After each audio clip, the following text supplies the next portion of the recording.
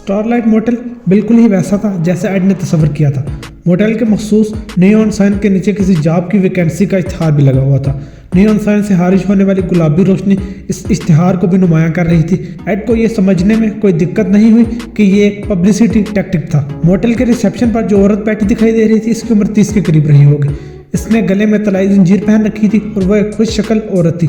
जब एड ने कमरा नंबर 14 हासिल करने की ख्वाहिश जाहिर की तो रिसेप्शनिस्ट ने चौंक कर इस तरफ देखा और शाइस्ता लहजे में इस्तफसार किया, 14 नंबर ही क्यों? इस कमरे के बारे में मुझे तुम्हारे कजन जस्टिन ने बताया है, एड ने जवाब दिया। वो जस्टिन जो उधर बर्गर पैलेस में काम करता है। इसका कहना है कि रूम 14 इस मोटेल का सबसे उम्दा कमरा है। तो खुशकिस्मत हो। रिसेप्शनिस्ट धीरे से मुस्कुराई।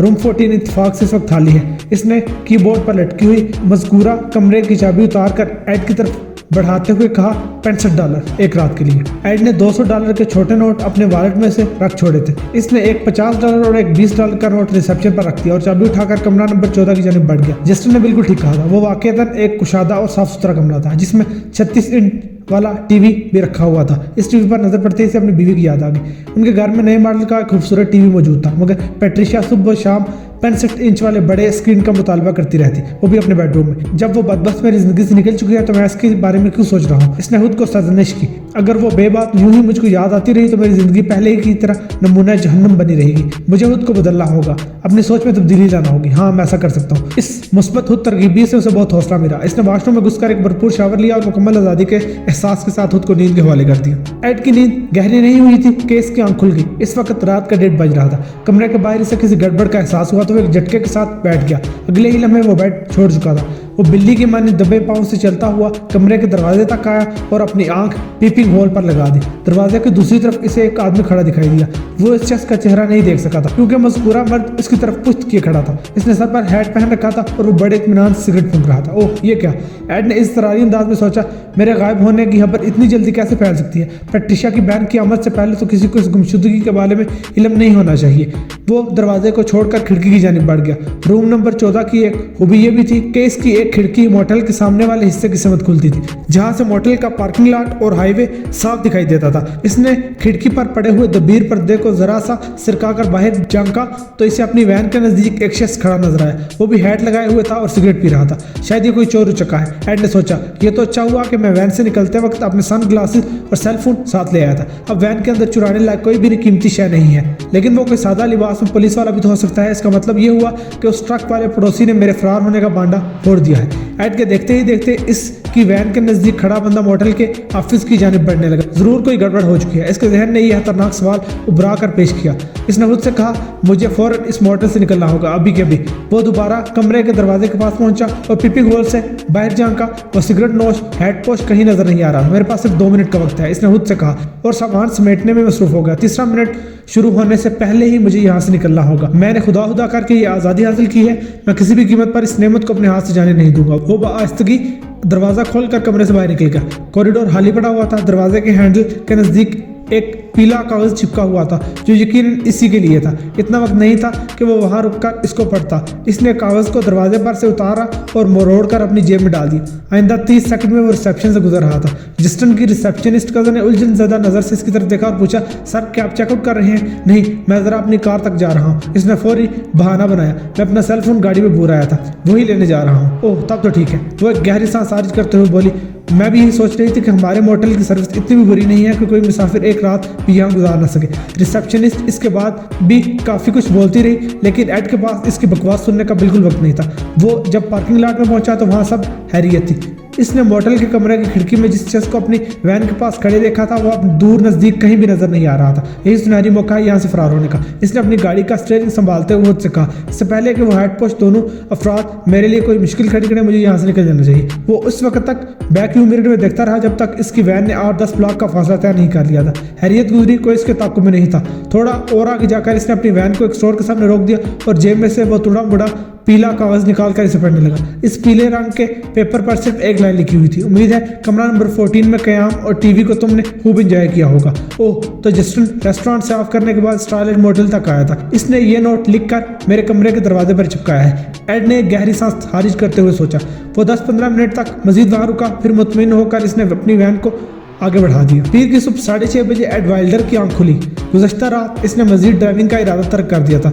वो खतरे से बाहर था, इसलिए नींद लेना जरूरी हो गया था। चुनांचे हाईवे पर चढ़ने से पहले ही इसने अपनी वैन को एक पुरसुकून मुकाम पर सड़क के किनारे घास पर रोक लिया था और दरमियान वाली सीट पर हुप फैलकर सो गया। अब वो तरोताज़ा था। कोट बैठा और खिड़की के बाहर निगाह दौड़ाई। इसकी एक जानिब सड़क और दूसरी तरफ मकई के खेत थे। ये मंजर खासा दिलकश था। एड ने ज़ादिरा के तौर पर अपने साथ अच्छे खासे फल, स्नैक्स और पानी की बोतलें रख ली थी। अब इसे हल्की फुल्की भूख भी लग रही थी। इसने बैग के अंदर से एक संतरा और ड्रिंकिंग वाटर की 2 छोटी बोतलें निकाल ली। 2-4 चपटे आंखों पर मारकर इसने खुद को फ्रेशअप कर लिया। फिर संतरा छील कर मजे से इसकी एक फार्म खाने लगा।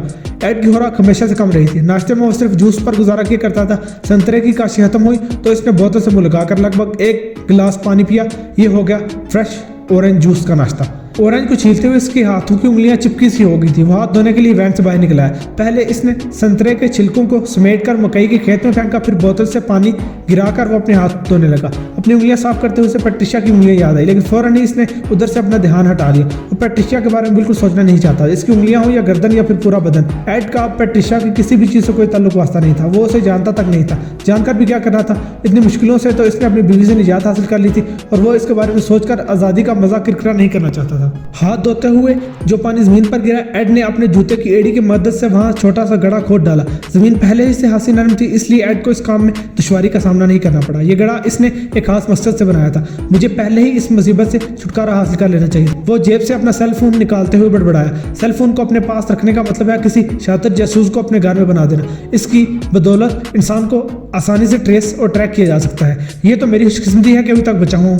इसने अपने सेल फोन को ऑफ करने के बाद बैटरी भी अलग कर दी। फिर इन तमाम पार्ट्स इस नन्हे से गड़े में तदफीन करने के लिए जब वो वापस अपने वैन की ड्राइविंग सीट पर विराजमान हो गया और इलिनॉय का नक्शा खोलकर इसका मुताला करने लगा, वो आगे बढ़ने से पहले रास्तों की सही पहचान कर लेना चाहता था। वो इस नक्शे को स्टीयरिंग पर फैलाए इसकी स्टडी में इस कदर मुनहमिक था कि इसे मतलब एहसास ही ना हुआ कि पैसेंजर सीट वाली खिड़की के पास कोई खड़ा इसे देख रहा है। लेकिन जब वैन से बाहर मौजूद शख्स ने विंड ग्लास पर दस्तक दी तो वो चौंक उठा। अगले ही लम्हे इसकी निगाहें जस्टिन से चार हुई। हाँ, ये मैं ही हूँ, जस्टिन ने हाथ हिलाते हुए कहा। तुम बर्गर पैलेस में मुझसे मिले थे और मैंने तुम्हें स्टारलाइट मोटल का पता बताया था। जस्टिन को एड ने पहचान लिया, ताहम उसके तारफी कलमात एड की समात तक रसाई हासिल नहीं कर पाए। इसने खिड़की का शीशा नीचे गिराया और हैरत भरे लहजे में इस्तफसार किया। जस्टिन, तुम यहाँ क्या कर रहे हो? मैं एक ट्रक से लिफ्ट लेकर यहाँ पहुंचा हूँ, जस्टिन ने बताया। फिर मुझे तुम्हारी वैन नजर आ गई और मैं इधर चला आया, मगर तुम इसे देखने में इस कदर खोए हुए थे कि तुम्हें मेरी आमद का पता ही नहीं चला। इसने स्टीयरिंग पर फैले हुए नक्शे की जानिब इशारा किया और फिर पूछा, क्या तुम इलिनॉय जा रहे हो? अपनी बात के इख्तिताम पर इसने मुसाफे के लिए हाथ आगे बढ़ा दिया। एड ने इसके हाथ को नजरअंदाज करते हुए इस लहजे में जवाब दिया, मैंने अब इसके बारे में सोचा नहीं है। मैंने इलिनॉय के नक्शे को देखकर यह अंदाजा लगाया है। जस्टिन ने वजाहत पेश करते हुए कहा, मुझे भी इसी तरफ जाना है। अगर तुम मुझे लिफ्ट दोगे तो मैं तुम्हारा शुक्रगुजार होऊंगा। मैं अजनबी लोगों पर भरोसा नहीं करता। हम अजनबी तो नहीं है, जस्टिन ने अपने दांतों की नुमाइश करते हुए कहा।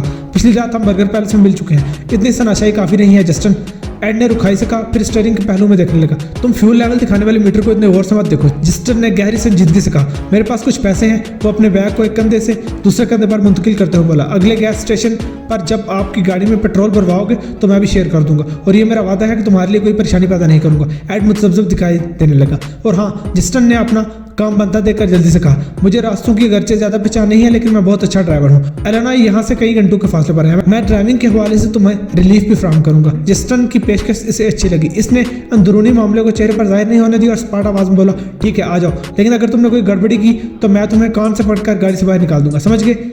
समझ गया। वो उस बात में गर्दन हिलाते हुए बोला, मैं तुम्हें शिकायत का मौका नहीं दूंगा। एड ने इसके लिए पैसेंजर साइड वाला दरवाजा खोल दिया। जस्टिन वैन के अंदर आ गया। एड ने गाड़ी आगे बढ़ाते हुए सवाल किया, तुम कहाँ जा रहे हो? इलिनॉय, हुसूसन शिकागो में सेटल होना मेरा ख्वाब है। वो जज्बाती लहजे में बोला, वैसे मैं ओहायो से हूँ, समझ सकता हूँ। एड ने तायदी अंदाज में कहा, शिकागो है ख्वाबों का जजीरा, मगर शिकागो आइलैंड तो नहीं है। मैंने शिकागो को मुहावरतन जजीरा कहा है। एड ने वजाहत करते हुए बोला, अगर बात तुम्हारी समझ में नहीं है तो तुम शिकागो को ख्वाबों का महल समझ लो, जैसे बर्गर पैलेस। तुम बातें बहुत दिलचस्प करते हो, जस्टिन ने कहा। अब इनके दरमियान गुफ्तगू का सिलसिला शुरू हो गया। तुमसे ज्यादा दिलचस्प नहीं, एड ने गोलमोल अंदाज में कहा। फिर बोला, तुम्हारी क्या कहानी है? पिछली रात तुम बर्गर पैलेस में वेटरी कर रहे थे और आज इलिनॉय की तरफ जा रहे हो। मैं कहीं भी टिक कर काम नहीं करता, जस्टिन ने बताया। कभी कहीं मजदूरी तो कभी कहीं मजदूरी करके कुछ रकम जमा कर लेता हूँ और आगे बढ़ जाता हूँ। बस यही मेरी कहानी है। मैं इस वक्त ओहायो से यहाँ तक पहुँचा हूँ और मेरी मंजिल इलिनॉय है। और तुम्हारी फैमिली? हमारी 3 अफराद की फैमिली थी, यानी डैड, माम और मैं। वो बताने लगा, 1 साल पहले डैड फ्लू का शिकार होकर चल बसे। 2 माह बाद माम ने शादी कर ली। मेरा सौतेला बाप बहुत गलीज और कंज रविश शख्स है। वो मुझे अपना मफूल बनाने का इरादा रखता था। मैंने माम को इस बारे में बताया तो उसे मेरी बात का यकीन आया, क्योंकि वो शैतान के शहर में जकड़ी हुई थी। सो अपने सौतेले बाप की हवस का निशाना बनने की बजाय मैंने घर छोड़ने का फैसला कर लिया। ओह, एड ने मुतासिफाना अंदाज में कहा, इस दुनिया में हर तरह के लोग मौजूद हैं। बाहर क्या तुम्हारी कहानी सुनकर जहां मुझे अफसोस हुआ, वहीं इस बात की खुशी है कि तुमने बर वक्त एक अच्छा फैसला किया। इंसान को अपने किरदार की तामीर में बरसों लग जाते हैं और इसी किरदार को बिगाड़ने के लिए एक लम्हा भी काफी होता है। तुम फलसफियों के अंदाज में बातें करते हो। जस्टिन ने इससे गहरी नजर से देखते हुए कहा, तुमको शायर, अदीब या फिर प्रोफेसर टाइप की चीज लगते हो। तुम्हारा अंदाजा बिल्कुल दुरुस्त है जस्टिन। एड ने इस बात में सर हिलाते हुए कहा, मैं केमिस्ट्री का टीचर हूँ, मतलब टीचर था, अब मैं रिटायर हो गया हूँ। टीचर या कोई भी इल्म बांटने वाला वो कभी रिटायर नहीं होता सर। जस्टिन ने गहरी संजीदगी से कहा, अब बताओ फलसफियाना बातें कौन कर रहा है? एड ने तीखी नजरों से इसकी तरफ देखा, मैं या तुम? ये आपकी कंपनी का असर है सर। जब से जस्टिन को पता चला कि एड एक उस्ताद है और वह भी केमिस्ट्री जैसे मुश्किल साइंस मजमून का, जस्टिन के लबो लहजे में इसके लिए एहतराम का अंसर शामिल हो गया था। वो एड को सर कहने लगा, तुम्हारी हाजिर जवाब मुझे पसंद आई जस्टिन। एड ने तौसीफी अंदाज में कहा, इस खुशी में आपने मुझे अपने बारे में बताया सर। जस्टिन ने पुरइश्तियाक अंदाज में कहा, मैं आपकी कहानी भी सुनना चाहता हूँ। मेरी कहानी बहुत बोर है बच्चे। एड ने गहरी सांस खारिज करते हुए कहा। जस्टिन जिद्दी लहजे में बोला, मैं फिर भी सुनना चाहता हूँ, मुझे चेंज चाहिए, मैं बहुत थक गया हूँ। एड ने अपनी वैन को सड़क के किनारे रोकते हुए कहा, इस तरह तुम्हारी ड्राइविंग का टेस्ट भी हो जाएगा। क्यों नहीं, जरूर। जस्टिन बड़े एतमाद से बोला, मैं आपको मायूस नहीं करूंगा। आइंदा 2 मिनट में उन्होंने अपनी जगह बदल ली। एक मरतबा फिर इलिनॉय का सफर शुरू हो गया। जैसा कि मैंने तुम्हें बताया है, मेरी जिंदगी की कहानी में कुछ खास नहीं है, एड ने मुतदिल अंदाज में कहा। मैंने तमाम उम्र हाई स्कूल के बच्चों को केमिस्ट्री पढ़ाते हुए गुजार दी है और अभी हाल ही में रिटायर हुआ हूँ। आपके बीवी बच्चे सर? जस्टिन ने पूछा। यकीनन आपने शादी तो की होगी। बिल्कुल, मैंने शादी की थी, एड ने दिल गिरफ्तियाना अंदाज में बताना शुरू किया। मेरी बीवी गैल मुझसे बेहद मोहब्बत करती थी, फिर अचानक सब कुछ खत्म हो गया। सब कुछ खत्म हो गया का क्या मतलब हुआ सर? जस्टिन ने सरसराती आवाज इस्तफसार किया। क्या गैल आपको छोड़कर किसी और की होगी? बिल्कुल, एड ने अटल अंदाज में कहा, लेकिन जैसा तुम सोच रहे हो वैसा हरगिज नहीं। मैं आपकी ट्रेजेडी को समझता हूँ सर। वो मिन्नत रेज लहजे में बोला, प्लीज गैल मुझे छोड़कर अपने हालके हकीकत से जा मिली। एड ने नमनाक आवाज में कहा, वो मेरी जिंदगी का बदतरीन हादसा था। गैल प्रेगनेंसी की इब्तदाई मंजिल पर थी। हम दोनों वालिदैन बनने वाले थे। मैं गैल के लिए मेडिसिन लेने फार्मेसी तक गया। गैल घर में अकेली थी। जब मैं वापस आया तो गैल को खून में लथपथ पाया।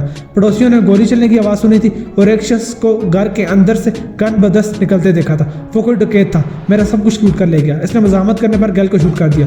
गैल के साथ ही वो बच्चा भी खत्म हो गया जिसे कुछ अरसे में इस दुनिया में आंख खोलना थी। इतना कहने के बाद एड खामोश हो गया। बाकी कुछ बताने के लिए बचा ही कहाँ था। इसके बावजूद जस्टिन ने एक सवाल जरूर किया, इस हादसे के बाद आपने दोबारा शादी के बारे में नहीं सोचा? हरगिज नहीं। एड ने बड़े एतमाद से गलत बयानी की। मेरे लिए गैल की यादें ही काफी है। जस्टिन खामोश हो गया और एड ने आंखें बंद कर ली। अपनी कहानी सुनाते हुए एड वाइल्डर ने भूले से भी एक बार पैट्रिशिया का जिक्र नहीं किया था। वो इसे अपनी दुनिया से हमेशा के लिए निकाल चुका था, लिहाजा वो उसकी हर याद को भी हरफे गलत की तरह मिटा देना चाहता था, सिवाय एक मंजर के। वो पैट्रिशिया से इसकी आखिरी मुलाकात का मंजर था। घर से रवाना होने से कबल पैट्रिशिया ने इसे एक बेहुदा काम बता दिया था। वो खरगोशियों वाले किंग साइज के पिंजरे को लिविंग रूम के फर्श के वस्त से हटवाकर एक दीवार के साथ लगवाना चाहती थी, और ये कोई आसान काम नहीं था, क्योंकि इस पिंजरे में लकड़ी का और लोहे और शीशे का इस्तेमाल बहुत ज्यादा हुआ था, जिसने इसे बेहद वजनी बना दिया था। इस पर मुतजाद इसका साइज, वो 6x6 फुट का एक मुरब्बा पिंजरा था, और कमरे के फर्श का एक चौबी तख्ता भी अपनी जगह से कोई इंच बार ऊपर उठा हुआ था। इसकी वजह से इसे खिसकाने और घसीटने में बहुत मुश्किल पेश आ रही। एड फर्श पर बैठकर अपनी सी कोशिश कर रहा था। पिंजरे की दूसरी जानिब पैट्रिशिया भी चौबी फर्श पर बैठी से हदायत दे रही थी। इसकी बातों में मशवरा कम और डांट फटकार ज्यादा थी। बस फिर एड का दिमाग खराब हो गया। पता नहीं कहां से इसके वजूद में हरकुलिस जैसी ताकत आ गई। इसने पिंजरे को खिसकाने की बजाय जिस्मो जान की सारी कुव्वत इस्तेमाल करके इस देवदास पिंजरे को पैट्रिशिया पर उलट दिया। पैट्रिशिया के हलक से एक मामूली सी ऊँ तक खारिज नहीं हुई। इसका पूरा बदन इस कातिल पिंजरे के नीचे दबकर गोया चटनी बन गया था। बस इसके साथ इसके हाथ की उंगलियां पिंजरे के नीचे से झांक रही थी और बाज़बाने खामोशी एड से कह रही थी, आज से तुम आज़ाद हो एड, जाओ अपनी दायमी आज़ादी का जश्न मनाओ। हम कहाँ तक पहुंचे? एड ने यकायक आंखें खोलकर जस्टिन से पूछा, फिर खिड़की के बाहर देखने लगा। सर मुझे सही अंदाजा नहीं है, जस्टिन ने मादर खाना अंदाज में कहा। बस मैं इलिनॉय जाना चाहता हूँ, इसलिए आगे बढ़ रहा हूँ। आपको मेरी ड्राइविंग कैसी लगी? वंडरफुल, तुम कमाल के इंसान हो, बस इसी तरह आगे बढ़ते रहो। एड ने दोबारा आंखें बंद करते हुए ठोस लहजे में इस्तफसार किया। बाज़ औक़ात बिना सोचे समझे बेसिमत सफ़र ही इंसान की मंजिल का तयन करता है। जस्टिन हैरत भरी नज़र से इसे देखने लगा।